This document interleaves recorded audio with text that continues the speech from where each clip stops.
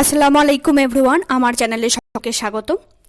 আজকে আমাদের আলোচনার বিষয় স্বামী বিবেকানন্দের লেখা বাঙ্গালা ভাষা প্রবন্ধ।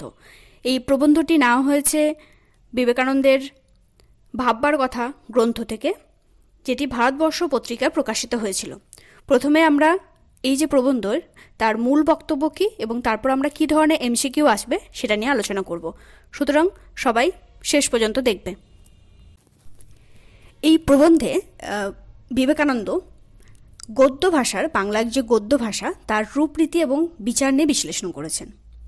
তিনি বলছেন যে বাংলায় লিখিত ভাষা এবং কথ্য ভাষার মধ্যে একটা পার্থক্য রয়েছে বা একটা বিরাট ব্যবধান রয়েছে। তো সেই জন্য কি হচ্ছে, আমাদের বাংলা গদ্যের যে বিকাশ, সেই বিকাশটা ঠিকঠাক হচ্ছে না। তো আমাদের বঙ্কিমচন্দ্র যেরকম তার নিজের মত পোষণ করেছিলেন বাংলা ভাষা নিয়ে, তেমনি স্বামী বিবেকানন্দ এই প্রবন্ধে, বাংলা ভাষা প্রবন্ধে, তার যে চলিত ভাষা, বাংলা সাধু এবং চলিত ভাষার যে ধারা, সেই চলিত ভাষাকে তিনি মান্যতা দিচ্ছেন। তিনি বলছেন যে বাংলার মধ্যে যে অপ্রচলিত শব্দ আছে, সে অপ্রচলিত শব্দ এবং দীর্ঘ সমাসবদ্ধ পদ, সেইগুলোকে বাদ দিতে হবে, কারণ এগুলো খুব জটিল হয়ে যাচ্ছে এবং সাধারণ মানুষের কাছে ভাষাটা খুব ভালোভাবে পৌঁছচ্ছে না। তো সেই দুর্বোধ্যতাকে পরিহার করতে হবে, ত্যাগ করতে হবে। প্রাবন্ধিক বলছেন যে বাংলা ভাষার তার যে নিজস্ব মর্যাদা, সেটা যদি না থাকে তাহলে সেটা হাস্যকর হয়ে যাবে। সেটা মুখের ভাষায়কে তিনি বলছেন যে গুরুত্ব দিতে হবে, কারণ বেশিরভাগ মানুষ সেই ভাষাতেই স্বাচ্ছন্দ্য বোধ করেন। তো সেই জন্য তিনি বলছেন মুখের ভাষাকেই লেখ্য ভাষার রূপ দিতে হবে।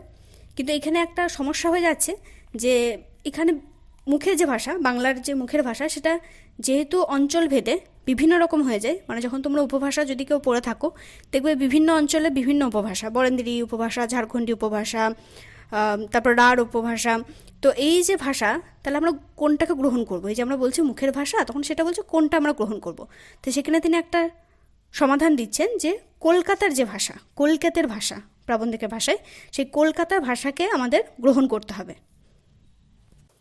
কারণ রাঢ় বাংলার কলকাতার যে ভাষা, সেটাকে মোটামুটিভাবে আমাদের ধরে নেওয়া হয় যে এটাই মান্য এবং সব জায়গায় বোঝার জন্য ঠিকঠাক। প্রাবন্ধিক এখানে সংস্কৃত ভাষার অনুসারী যে রচনা, সেগুলোকে তিনি বলছেন দুর্বোধ্য। তাই সাধু ভাষা তিনি বিরোধিতা করেছিলেন, যেগুলো সাধারণ মানুষের কাছে গ্রহণযোগ্য নয়। কারণ তিনি বলছেন যে কোনো কিছু রচনা করার উদ্দেশ্যই হচ্ছে সেটাকে শিক্ষা প্রদান করা বা মানুষের কাছে পৌঁছে দেওয়া। তো বিষয়টা যদি সহজই না হয়, মানুষ কীভাবে সেটাকে গ্রহণ করবে? তাই বলছেন চলিত ভাষাই পারে, একমাত্র চলিত ভাষাই পারে সেই ভাষারীতির মাধ্যম হতে, সবার কাছে পৌঁছে যেতে।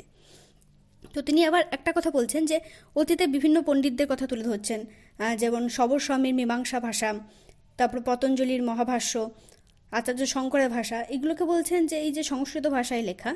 তো অতীতে এই পণ্ডিতেরা সংস্কৃত ভাষা প্রচলন ছিল এবং সাধারণ মানুষের কাছে পালি আর প্রাকৃত ভাষাও গ্রহণযোগ্য ছিল।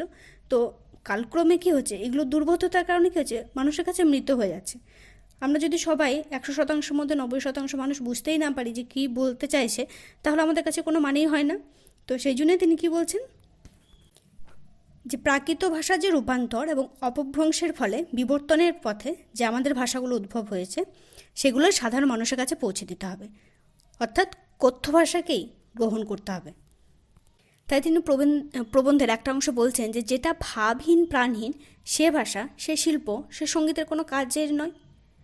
যদি মানুষ বুঝতেই না চায়, তাহলে সেগুলো কাজের নয়। তো তারপরে তিনি বলছেন যে তাই আমাদেরকে সাধু ভাষাকে গ্রহণ করলে হবে না, চলিত ভাষাকে গ্রহণ করতে হবে এবং সেটাকে বাস্তবায়িত করতে হবে।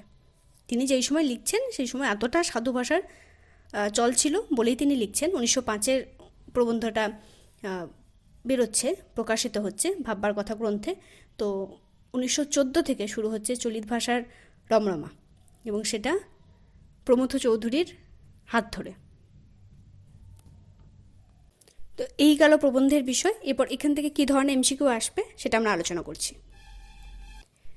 দেখো, প্রবন্ধ থেকে কী ধরনের প্রশ্ন আসতে পারে। প্রথমে আসতে পারে যে বাঙ্গালা ভাষা প্রবন্ধটি কার লেখা, ওনার জন্ম মৃত্যু এবং কোন গ্রন্থ থেকে নেওয়া হয়েছে। উত্তর হচ্ছে স্বামী বিবেকানন্দের লেখা।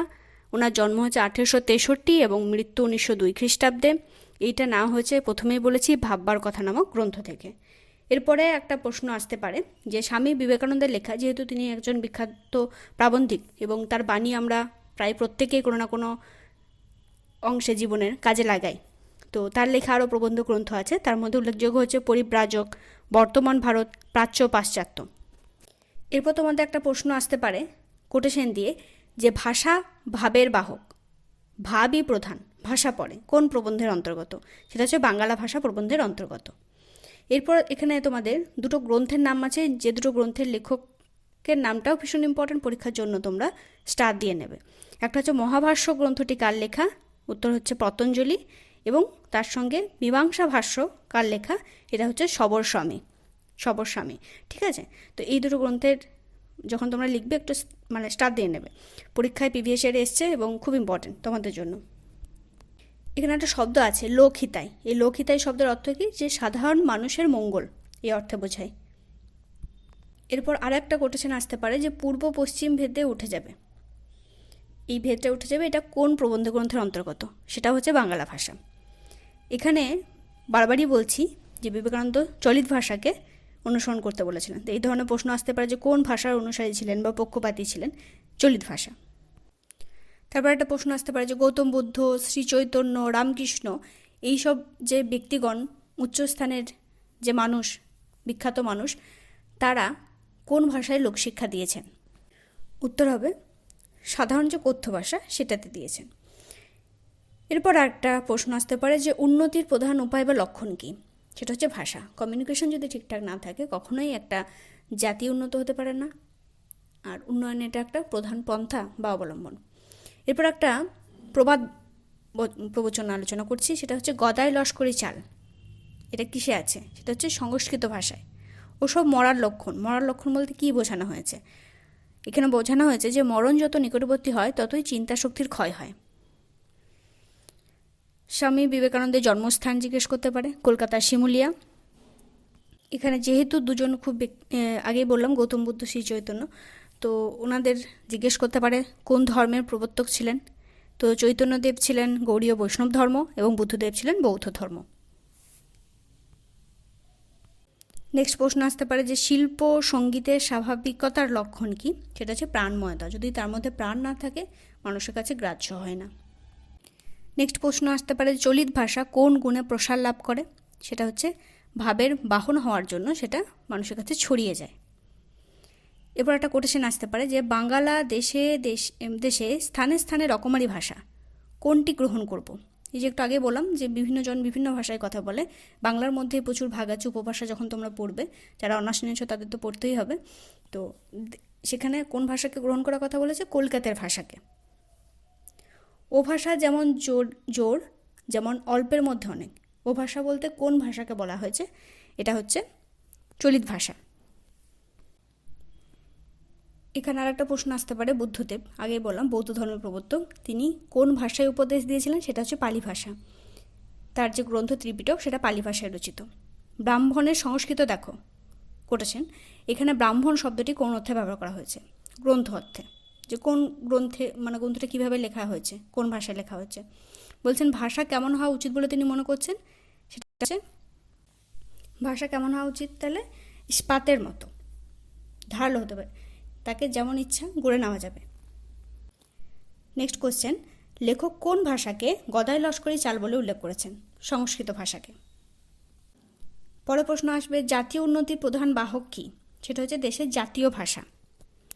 লেখক কোন ভাষাকে গ্রহণ করার কথা বলেছেন, স্টার্ট দেবে, এটা প্রিভিয়াস ইয়ারের কোশ্চেন, সেটা হচ্ছে কলকাতার ভাষাকে। আগে একটা কোটেশন বলেছিলাম ভাষা কিসের বাহক, সেটা হচ্ছে ভাবের বাহক। পরের প্রশ্ন আসতে পারে রামকৃষ্ণকে আর কী নামে ডাকা হতো, আমরা সবাই জানি সেটা পরমহংসদেব। বৈদ্যনাথ কি, বৈদ্যনাথ হলো প্রসিদ্ধ একটা শৈব তীর্থ, যারা শিব ধর্মের বিরাজ করেন তাদের একটা শৈব তীর্থ হচ্ছে বৈদ্যনাথ। ভাষ্যকার লেখা, সেটা হচ্ছে শঙ্করাচার্যের লেখা ভাষ্য। ভরত ঋষি হলেন সঙ্গীত এবং নাট্যশাস্ত্রের প্রথম প্রবক্তা। কিম্ভূতাকার যে কোথাকার ভাষাকে কিম্ভূতাকার ভাষা বলা হয়েছে, সেটা হচ্ছে চট্টগ্রামের ভাষাকে। কিম্ভূতাকার শব্দের অর্থ হচ্ছে অদ্ভুত টাইপ। আমাদের দেশে বাংলা ভাষার পূর্বে কোন ভাষা প্রচলন ছিল? উত্তর হবে সংস্কৃত ভাষা। নেক্সট একটা কোশ্চেন, প্রিভিয়াস ইয়ারের কোশ্চেন এবং খুব ইম্পর্ট্যান্ট, সেটা হচ্ছে পূর্ব পশ্চিম ভেদ উঠে যাবে কি হলে? দেশের রেল এবং যাতায়াত ব্যবস্থার উন্নতি হলে। তাহলে মানুষ সহজেই চারিদিকে ছড়িয়ে পড়বে, সেজন্যই এই পশ্চিম পূর্ব এগুলো ভেদগুলো উঠে যাবে। পরের প্রশ্নটা ভীষণ ইম্পর্টেন্ট, বাংলা ভাষা পত্রটি লেখক কাকে লিখেছিলেন? এটা লিখেছিলেন উদ্বোধন পত্রিকার সম্পাদককে। এটা আর একটা প্রশ্ন আসতে পারে যে বাংলা ভাষা প্রবন্ধটি কী জাতীয় প্রবন্ধ? এটা একটা পত্র প্রবন্ধ, ঠিক আছে। একটা লাস্ট কোয়েশ্চেন, কলকাতার হাওয়া খেলে মানুষের কী পরিণতি হয়? সেটা হচ্ছে কলকাতার ভাষায় কথা বলে। তাহলে এই গেল প্রশ্ন উত্তরে পর্ব। আশা করছি এর মধ্যে তোমরা কমন পাবে। সবাই ভালো থেকো, সুস্থ থেকো, পড়াশোনা থেকো। ধন্যবাদ।